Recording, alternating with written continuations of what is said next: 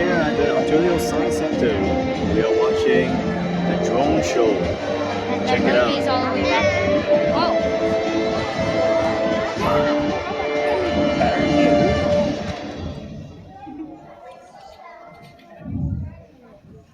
Hi everyone, how's everyone doing today? Good. I think we can do better than that. How's everyone doing today? Awesome. So, welcome to Drones in Action. My name is Sharon. That is my face up there. Here's me in human form. And with me today is Tyrone. In case you can't find him in his photo, there he is hiding out on top of his airplane in the South Pole. So other than being professional airline pilots, Tyrone and I are also certified drone pilots. And today we're happy to represent Also Helix to talk with you about drones. Just by a quick show of hands, who knows what drones are? Okay, most of you. And who has flown a drone? I don't. Very enthusiastic, I took it. But there seems to be a couple who aren't familiar. So for those of us who haven't flown drones before or haven't been exposed to them before, there are some basic things we need to understand about flying first. Now, just throughout the show, we do ask that you keep your hands and feet to yourselves, as well as the aisles need to be clear. There are some fragile equipment that will be moving around. In addition, we ask that you hold all questions to the end. So most drones fall into what we call small remotely piloted aircrafts, or SRPAs. These are drones with a takeoff weight between 250 grams to 25 kilograms. Now, I've been told 250 grams is about the size of 2 apples. But because I'm not sure how much an apple weighs, if you want after the show, you can come on up and give this one a quick lift. It's about 249 grams, this one. You could do it. I don't. So in order to fly these drones, you need to be certified. If you're not flying around any airports or heliports, big or small, or near and around people, then you can get your basic operation certificate when you turn 14 years old by completing an online exam. If you will be near any airports or heliports or near and around people, then when you turn 16 years old, you can get an advanced operation certificate by completing both an online exam as well as an in-person practical exam. All right, now let's start with something simple. So what powers a drone? We know that our bodies are powered by food such as pineapples or pizzas, but obviously we can't feed a pineapple or a pizza to drones and tell it to fly. Well, like electric cars and our toys at home, drones are powered by batteries. Batteries such as this one for the DJI Mini is quite small, whereas ones like these ones for the DJI MT100 is quite large. So while the size of the batteries are different, most of them are good for about 30 minutes of flight time. So we ask, why is there a size difference? Well, simply put, the larger the drone, the more power it needs, the larger the battery. Smaller drone, the less power it needs, the smaller the battery. Now usually these batteries are quite easy to access, so whenever they run out of batteries, you can just swap them out and grab a new one. But how do they fly, Sharon? So there are 4 forces that act on an aircraft. It seems like magic, but I promise you it's not magic. Let's try that one more time. Don't know who put that up there. So, 4 forces that act on an aircraft. There we go. They are thrust, drag, weight, and lift. So let's start with the simplest of the 4, weight. So I have an apple, and if I let go of the apple, what's going to happen? Fall. It's gonna fall, it's gonna go down. Excellent. I had someone earlier today telling me it's gonna go up to the ceiling, and I wasn't so sure about that one. I bruised an apple earlier today, so I'm not actually gonna let this one go. So everyone, get on your feet. Up, up, up. Now I know space is a bit limited, so please do mind yourselves when you do this. So on a count of 3, I want you to jump as high as you can. Ready? 1, 2, 3. Awesome, we've got some high reachers here. Excellent, everyone take a seat. Well done, well done. So as you experience yourself, even when you try to go up, you still come back down. This is because of Earth's gravity. It has a tendency of pulling things back towards the Earth, thereby creating weight. All right, now let's talk about drag. Who here has stuck their hand out of a moving car? Good, most of us. So the feeling of air pushing your hand back is called drag. Depending on how you hold your hand out, I'm going to demonstrate this with my hand. That's big. As demonstrated here, if you put your hand or your palm facing the airflow, your hand acts like a wall, creating a lot of resistance or a lot of drag. Now, if you hold your palm facing the ground though, your hand is now displacing a lot less air, and therefore you're being a lot more aerodynamic. The more aerodynamic you are, the less drag, and the less drag, the less energy required, and therefore you can fly for longer. All right, thrust. So thrust is the force that moves the aircraft forwards. Can I have a volunteer? Oh, I saw you in the pink shirt. Shoot your hand up. Come on down. Everyone, big round of applause.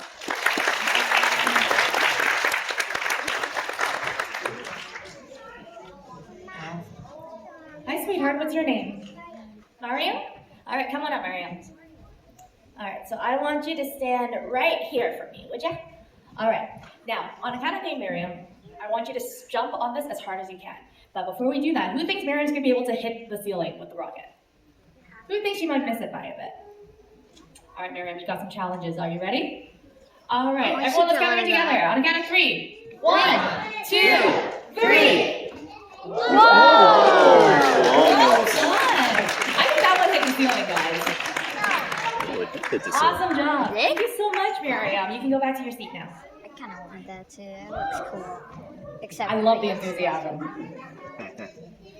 All right, so what we just witnessed there was an example of Newton's third law, where for every action, there is an equal and opposite reaction. So when Miriam stomped on the pedal there, air went into the rocket. But because the rocket itself is solid body, there was nowhere for the air to escape except out the back. The equal and opposite reaction to that was the rocket itself going forwards. Now, Miriam, I don't know if you want a full-time job stomping every commercial aircraft into the air. So instead, what some smart engineers have done was create a propeller. The propeller sits either in front of the aircraft or one on either wing. And as the propeller spins, it takes a bite out of the air. Kind of like how when you're swimming and you're using your arms to push the water backwards in order to move yourself forwards. Last but not least is lift. Lift is arguably the most important force, since without it, airplanes won't be able to fly. So how exactly does it work? Well, let's take a look here. So we have Shay here setting up the experiment. So if you have a piece of cloth here, and you have airflow being blown on top of it, so it's blowing down, how many guys do you think is gonna flow up? Couple. How many guys think the cloth is gonna go down? Okay, you guys. How many guys just have no idea what's gonna happen? I like it. We have a couple of honest people here. So let's see what happens.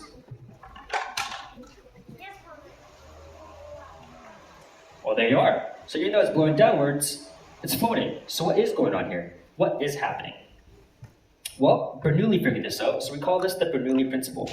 Think of air molecules like little dots. The amount of dots in the air don't change.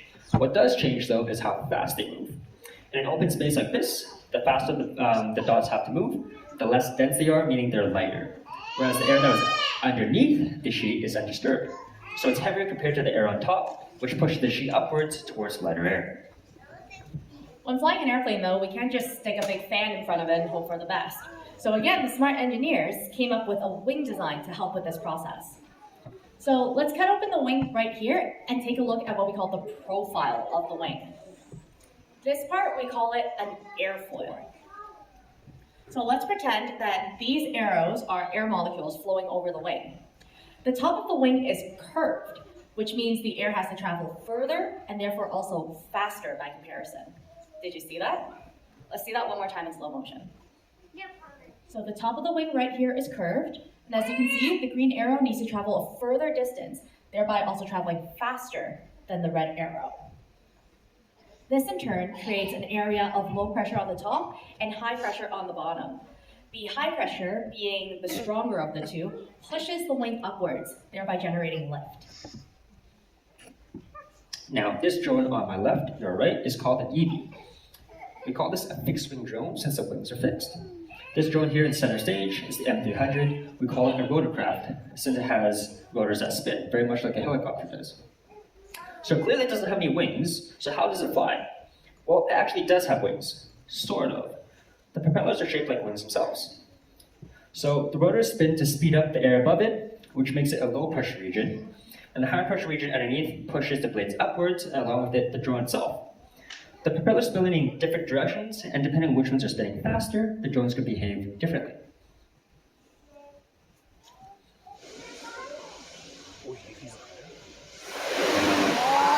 I don't want to die. Yeah, we know the lights in the house.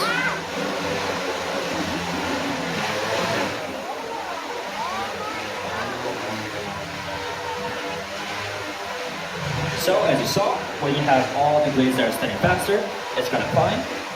And when all the blades are spinning slower, It looks it's like going to it's descend. just like a circle now that's not even spinning.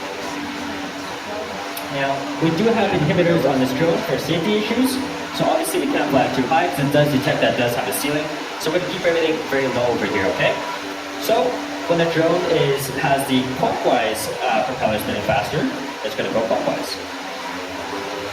And when the counterclockwise go faster, it's going to go to the right.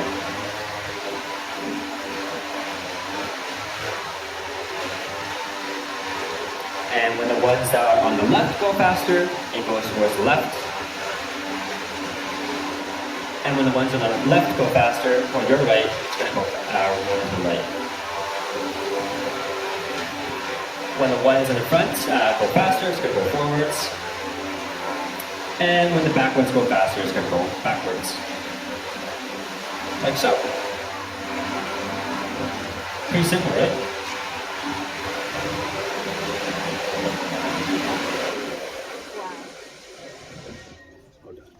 So we all know how to fly a drone now, right? Awesome.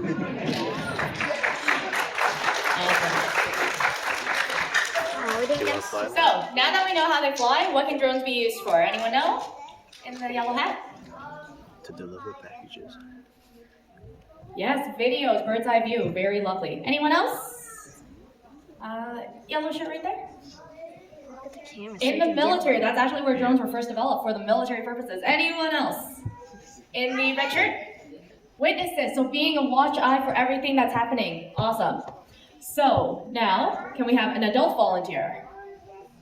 You can go, Daddy. Got in the Batman shirt. I like your shirt, so I'll choose you. All right, everyone, big round of applause for Batman. All right, so what's your name? Edward? Edwin, awesome. Edwin and Tyrone are just gonna go off to the side real quick. And meanwhile, the rest of you, you're stuck with me.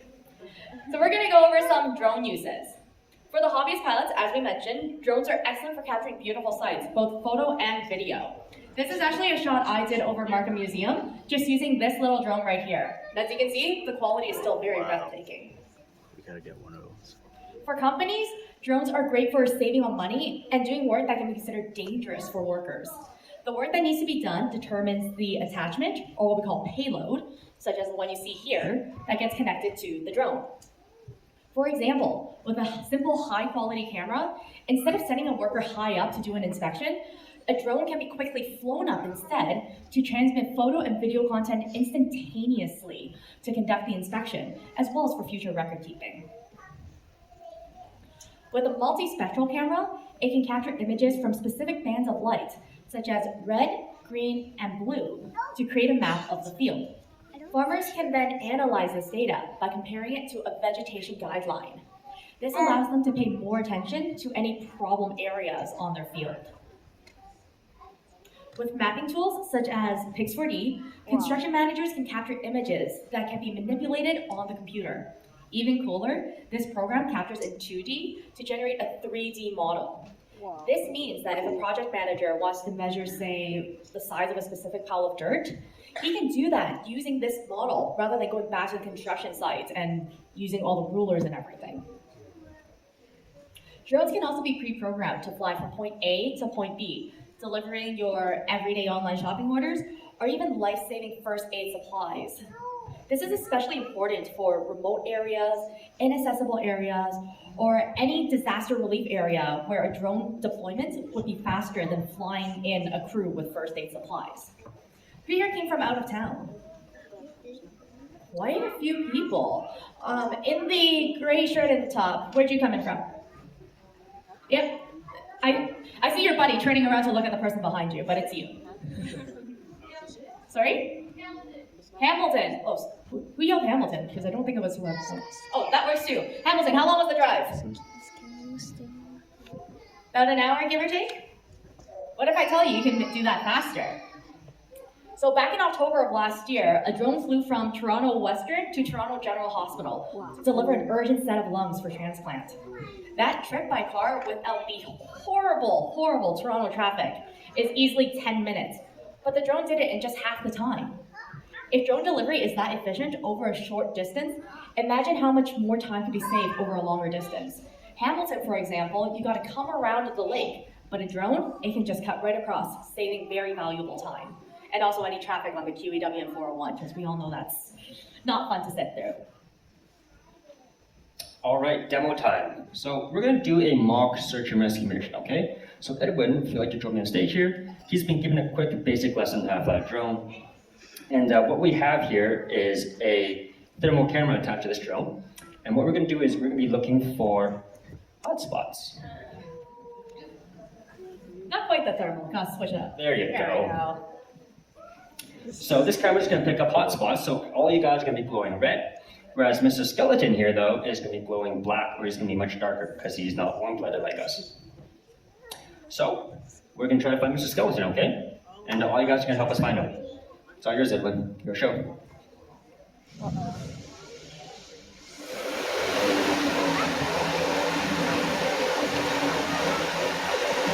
Yeah, maybe spin 45 degrees to the right. Yeah, that worked. Yeah. Try to pull up.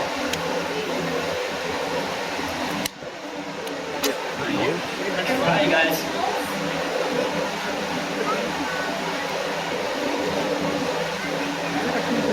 Oh. Yeah. So you can find him. Did anyone see Mr. Skeleton? Oh, Where's the skeleton? So you see that black figure right there? Go back to the center. Oh, Right there. So you see that? Everybody's glowing red because of our heat signatures, whereas he's gonna be much darker. Mr. Skeleton's giving us away. Yeah, someone's head's blocking her, but yes, there he is. Real And just skeleton. stand back over. Anyone that can't find yourselves, now's the time to find yourselves in the center row. Say hi. Say hi. Wait. Yes, I love it. Yeah, just land her wherever you want. Perfect. Yeah, just put her down. Thank you.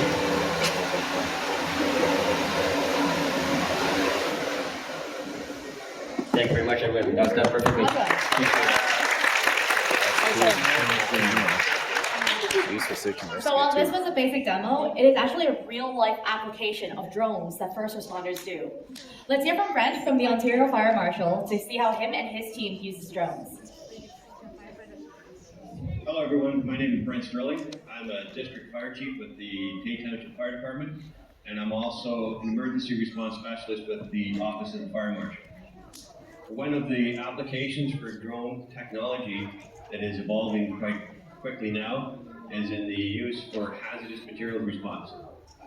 whoa. Traditionally, if we went to a hazardous material response or a spill of some type of chemical, our firefighters would have to dress up in chemical resistant suits, go down close to that product, we call that the hot zone, determine what the product was, how big it was, and then come up with a plan on how to clean it up and make sure everyone's safe.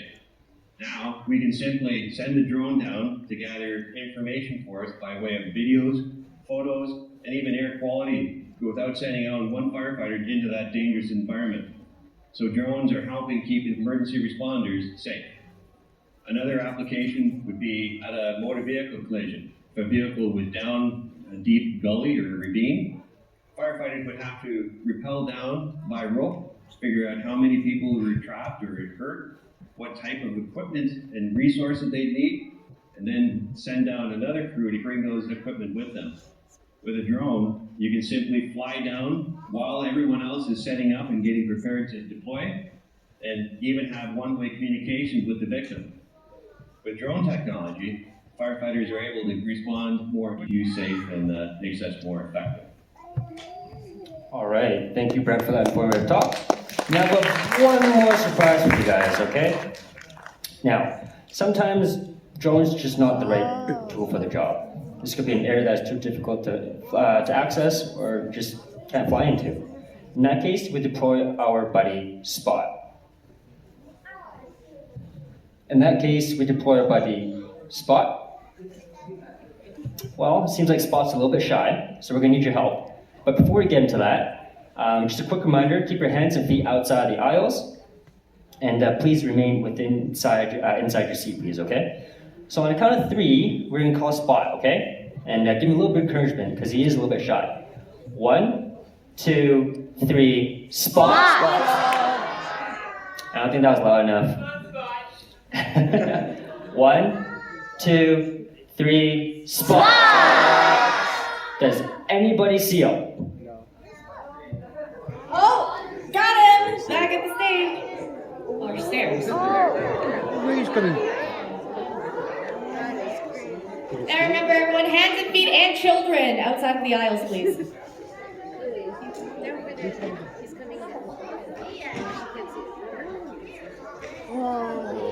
One of those. Where is it? Come here, Spot. So Spot, wanna join us on stage here? So, this is our robot dog Spot. He doesn't give us the fluffiest cuddles, I know, but it does help us in situations that are too dangerous for us to investigate ourselves. Wanna say hi to everyone? He's a cutie, isn't he? Oh, is that smoke I see up there? Ooh, there is smoke. So this looks like a job for Spot. Again, please make sure to keep your hands outside of the aisles. So Spot is here with the camera that we can see on our display.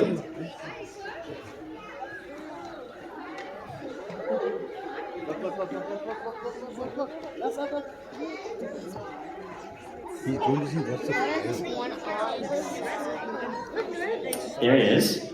And so what you see right now is a live feed of what Spot sees. And like a regular dog, Spot can be trained. And in this case, we train him to spot dangerous goods, or DG materials. So see on the right-hand side, he's going to recognize any dangerous materials. And once we recognize what it is, we can have a plan of action, a safe plan of action, and we can deal with the situation then. So what does he see? He sees stairs. Good.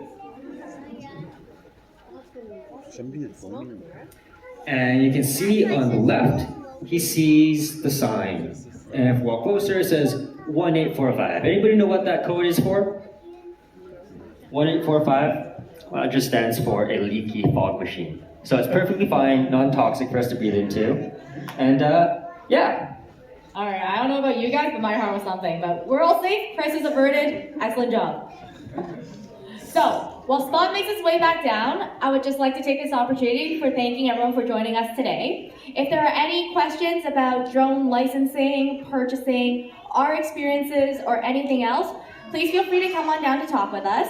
We do ask that everyone come down through the center 2 aisles, exit through the other 2. Our ushers are going to let you guys in small groups, that way everyone has a chance to see everything. If you would like to touch any of the drones, please do ask for assistance. We do ask that all children be accompanied by adults at all times, as there is fragile equipment on the stage. In addition, if you would like a photo with Spot, please just sit in the front right here, and Spot's going to come up behind you at a safe distance. Just promise me we'll get his good side, eh? Awesome. Otherwise, we hope you enjoyed the show. Have a wonderful rest of your day. Thank you very much, you guys.